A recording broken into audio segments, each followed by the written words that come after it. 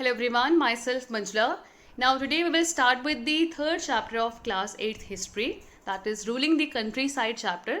And in this is first part, and in this first part our focus of discussion will be on this one, that is the company becomes the diwan, that is diwani right of company. We will discuss in detail. Let's start.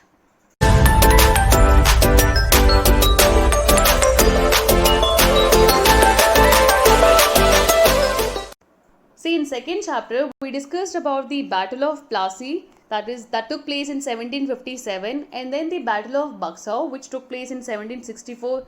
We discussed about both these battles in detail. Battle of Plassey, if we talk about the significance, that is कि इसका क्या importance है, that was basically it has been considered as the starting point of British rule in India. कि British rule India में strongly का start कब हुआ था, that was historians consider that after this battle it started, okay, because company won this battle. And then Battle of Buxar took place. You can see the location of the Plassey and Buxar. Plassey is located in West Bengal, here you can see. Then Buxar is located in Bihar. It is a name of the city in Bihar state. Okay, now in this chapter what we will study, we will see how the company came to colonize the countryside, कि किस तरीके से उन्होंने India को colonize किया वो हम discuss करेंगे. Then how they organize the revenue system, हमारे revenue system को उन्होंने कैसे organize किया वो हम discuss करेंगे. And after that how they redefine the rights of people, and then how they produce the crops they wanted, किस तरीके से लोगों के राइट्स को रीडिफाइन किया एंड क्रॉप्स जो वो चाहते थे वो प्रोड्यूस करते थे यहाँ पर. इन सारे पर्सपेक्टिव से हम इस पर्टिकुलर फर्स्ट पार्ट में डिस्कस करेंगे. Right, now starting with the Deewani right. After the end of Battle of Buxar, one very important agreement was signed. And in that agreement, Mughal ruler decided to transfer the power, that is the Diwani right, to East India Company. Diwani right of BBO, Bihar, Bengal and Orissa region. Okay, जो present में ये जो Bengal waste Bengal reason है, इस ये region था, और present day Bihar region and Orissa region, ये सारा मिला के पूरा बंगाल बहुत बड़ा प्रोविंस था. ओके, सो इन रीजन्स का जो दीवानी राइट जो है अब वो कंपनी के पास चला गया after the battle of Buxar through one very important treaty, that is the agreement that was signed in Allahabad. Fine, और ये किस दिन ट्रांसफर हुआ था? On 12 August 1765 by Mughal ruler to East India Company. यहाँ पर पेंटिंग में देखना, this is basically Robert Clive on behalf of East India Company. वो ये एग्रीमेंट दे रहे हैं where it is mentioned that company जो है वो एक बेसिकली दीवानी राइट उसको मिल रहा है of diwani right of Bihar, Bengal and Orissa region. This is basically Mughal ruler. Okay, तो this was a turning point in the British history कि अब वो एक वैसे ट्रेडर आए थे, but now they as a trader they now becoming they got the diwani right of Bihar, Bengal, Orissa region. So something commendable work done by them. तो उनका achievement यहाँ पर शो हो रहा है, राइट, बट हमारे लिए वो बेनिफिशियल नहीं था, but yes they done it. Now अब दीवानी बनने के बाद क्या हुआ? As a Diwan East India Company became the chief financial administrator, कि बीबीओ रीजन में वहाँ का पूरे फाइनेंस को किस तरीके से एडमिनिस्ट्रेट करना है, वहाँ का रेवेन्यू कैसे कलेक्ट करना है, उसका कैसे मैनेज करना होगा, पूरा किस तरीके से एडमिनिस्ट्रेट करना है. Now it is in the hands of company. Okay, so अब ईस्ट इंडिया कंपनी ने डिसाइड किया कि now they will administer the land and they will organise this revenue system in a very efficient manner, ताकि उनको profit ज़्यादा मिले इससे, और जो भी वो सामान परचेज करना चाहते हैं वो उसको परचेज कर सके, and then at the same time उनको इनकम भी काफ़ी ज़्यादा मिले through this revenue. Fine, basically revenue को इंक्रीज करना है, and that will benefit the company. They will get more profit through this way, and when they get more profit, वो जो भी सामान परचेज करना चाहते हैं, for example if they want to buy fine qualities of cotton, silk cloth, they can purchase. Fine, यहाँ पर देखो इन सेकेंड चैप्टर में डिस्कस किया था, बिफोर 1765 ईस्ट इंडिया कंपनी जो भी सामान वो इंडिया से परचेज करते थे, now how they use to purchase? They use to purchase those things with the help of gold and silver which they imported from the Britain, कि Britain से gold और सिल्वर को इम्पोर्ट करते थे, and through those gold and silver they use to purchase various goods like cotton, silver or spices or any other raw material in India through those gold and silver coins. But since now they got Diwani right, अब वो जो भी revenue यहाँ से उन्हें मिलते थे उन रेवेन्यूज़ के हेल्प से अब वो सारे सामान को परचेज करते थे यहाँ पर, और यहाँ से फिर ब्रिटेन में एक्सपोर्ट करते थे, राइट तो यहाँ से फिर ब्रिटेन में एक्सपोर्ट करते थे. सो ये जो इंपोर्ट करने का प्रोसेस जो था, जो 1765 से पहले, दीवानी राइट से पहले जो प्रोसेस करते थे, now they stopped it. Fine. अब इससे नुकसान ये हुआ with the passage of time, जो वहाँ पर आर्टिसंस थे, those who used to produce handmade things and all, company उन्हें फोर्स करती थी that they have to pay this much amount of as a tax and they have to sell whatever the things they are producing at a very cheap rate. उससे ये हुआ कि artisans का बहुत नुकसान हुआ. दे स्टार्टेड उनका जो प्रोडक्शन जो था that started declining. Then peasants, उनसे भी बहुत ज़्यादा टैक्स लेते थे and they unable to pay all those taxes, और उससे हमारा एग्रीकल्चर प्रोडक्शन, कल्टिवेशन जो था that also decreased a lot. और एक नेचुरल इंसिडेंट भी हुआ, दैट वाज इन 1770. एक टेरिबल फेमाइन हिट हुआ. In that situation extreme food का शॉर्टेज था, एक्सट्रीम फूड का शॉर्टेज. फाइन. और उसमें nearly 10 million people in Bengal, nearly 1/3 population of the Bengal at that time wiped out, ख़त्म हो गए, दे डाइड. फाइन. तो बेसिकली ये जो सिस्टम जो चल रहा था, जिसमें ईस्ट इंडिया कंपनी के पास दीवानी राइट वो सारा काम कर रहे थे, और एक तरफ जो नवाब जो थे वो उनका पीस और शांति मेंटेन करना जो सोसाइटी में उनका ड्यूटी था. ये जो ड्वेल सिस्टम है, 2 टाइप्स ऑफ गवर्नमेंट, इससे पूरे सोसाइटी बंगाल को ही नुकसान हुआ, वहाँ पर लोगों को लिए कोई बेनिफिट नहीं हुआ. Fine. And then with the passage of time अब कंपनी को रियलाइज़ हो गया कि now if they want to sustain, कि अगर उन्हें for longer period of time के लिए उन्हें प्रॉफिट मेंटेन करना है, for that purpose they have to improve the economic condition of the Bengal province.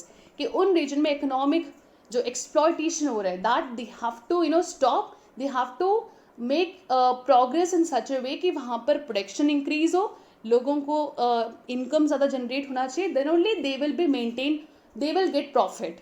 Fine. For that reason company के officials ने डिसाइड किया कि अब हमें यहाँ पर एग्रीकल्चर प्रोडक्शन को इंक्रीज करना होगा. तो इसके ऊपर बहुत ज़्यादा डिबेट्स हुआ था. For example it went on for nearly 2 decades. Then finally बहुत सारे लैंड रेवेन्यू सिस्टम्स ब्रिटिशर्स ने इस्टेब्लिश किया, जिसमें से 3 इंपॉर्टेंट सिस्टम को हम डिस्कस करेंगे. ये 3 ही मेन सिस्टम्स है वैसे तो इनको 1 by 1 करके हम डिस्कस करते हैं. Starting with the first one, that was a permanent settlement system. The first is permanent settlement system. It was started in 1793 by Charles Cornwallis. Founder बिल्कुल याद रखना. एंड अंडर दिस सिस्टम ज़मींदार का जो काम होगा, ज़मींदार कौन होगा यहाँ पर, जो राजास उस पर्टिकुलर रीजन में राजा से ताल्लुकदार, they will be now recognised as zamindars, कि उनको हम ज़मींदार मानेंगे. और ज़मींदार का ड्यूटी ये होगा कि that they have to collect the fixed amount of rent decided by the company under this system. वो सर जो फिक्स्ड अमाउंट होगा उन्हें ज़मींदार को पीजेंट से कलेक्ट करना होगा and then they have to give it to the company. Okay. और यहाँ पर जो फिक्स्ड अमाउंट ऑफ रेंट जो कंपनी ने फिक्स किया है, कि अमाउंट को फिक्स क्यों कर दिया, why not it change with the passage of time. It was fixed for ever, it was fixed. एक सर्टन अमाउंट फिक्स करते कि इतना अमाउंट जो है पीजेंट को ज़मींदार को देना होगा and then zamindar will give it to the company. Fine. Now it was fixed to ensure 2 things.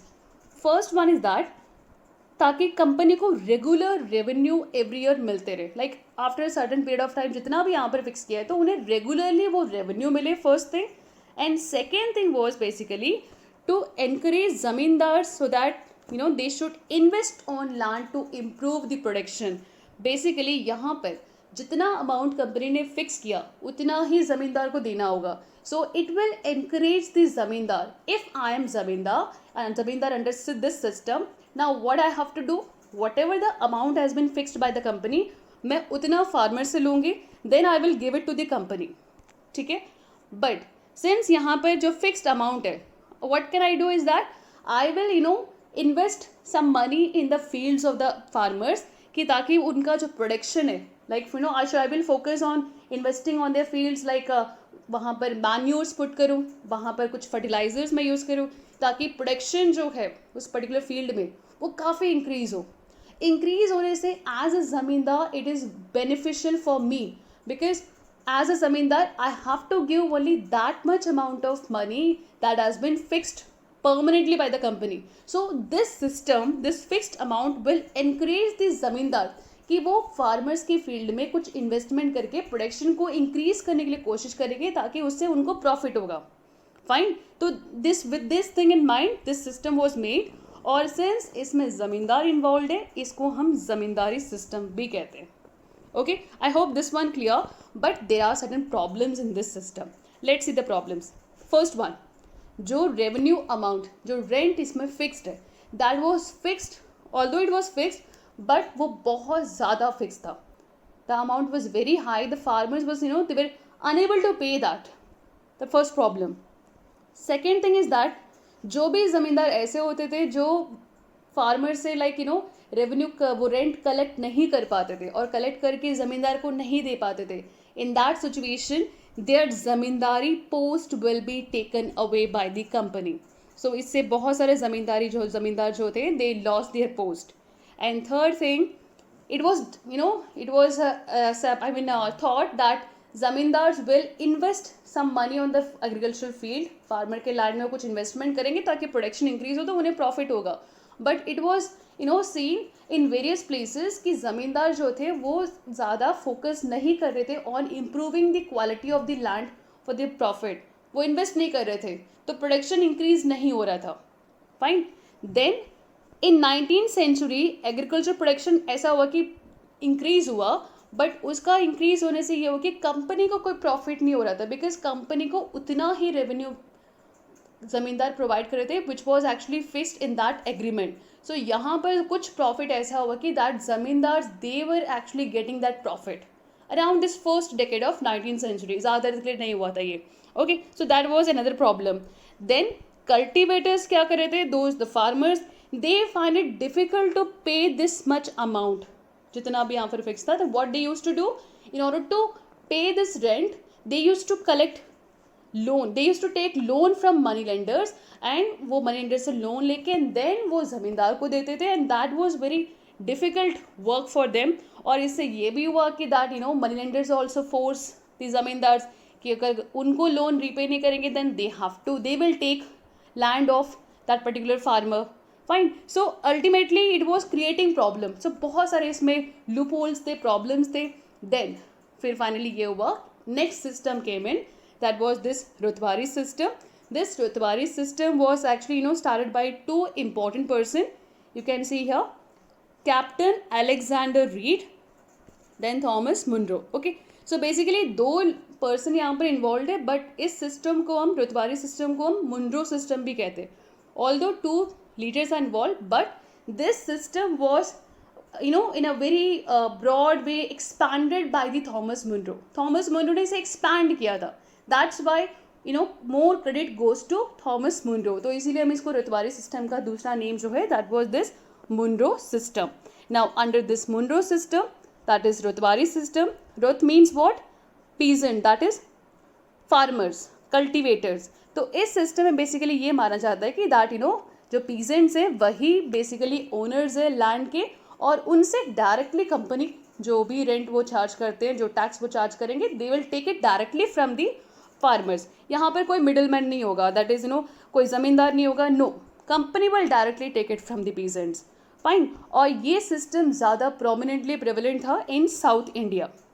ठीक है.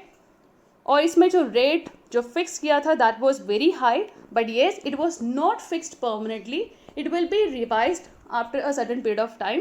For example between 33 to 55% of the they have amount of production they have to give it to the company. बहुत ज़्यादा high amount है ये. Okay. और यही एक problem था कि the revenue which was fixed by the company that was very high, and peasants they find it unable to pay. तो वो क्या करते थे, they used to stop doing this cultivation work and they left villages and went to different cities, urban areas where they used to work in the factories. Fine. तो इससे हमारा production का increase नहीं हुआ. तो ये कुछ लूप होल्स थे. Then came in third method. that was this Meherwari system. Now under Meherwari system, this system was started in 1822. जो रतवारी सिस्टम था that was started in 1820. 2 years के बाद ये सिस्टम स्टार्ट हुआ. And this system was started by Holt Mackenzie. और ये basically north western provinces of Bengal presidency, that is Bengal province, वहाँ के आसपास के जो वेस्टर्न पार्ट में, नॉर्थ वेस्टर्न पार्ट में ये प्रेवलेंट था ये सिस्टम. नाउ इसमें मिडिल मैन इन्वॉल्व है. नाउ इसमें कैसे इन्वॉल्व है? पीजेंट से डायरेक्टली जो विलेज के हेड जो होंगे, that person will collect the revenue, that is a tax और rent, then he will give it to the company. ठीक है. और इसमें रेवेन्यू कैसे फिक्स होगा? Revenue was fixed on the basis of assessment of production of the complete village, और we call it Mahal, that's why we call it Meherwari system. Okay, it was, revenue was fixed on the basis of assessment of production of the complete village and collectively for all landowners. The estimated revenue of each plot within a village was added up to calculate the revenue that each village, that was Mahal, had to pay. Basically यहाँ पर ये है, इस picture के through देखो, यहाँ पर this is village 1 and this is village 2, और यू कॉल इट महल 2, महल 1. ठीक है. यहाँ पर सबसे पहले फर्स्ट काम होगा कि दैट ऑफिशियल के थ्रू उस पूरे विलेज का एक असेसमेंट होगा.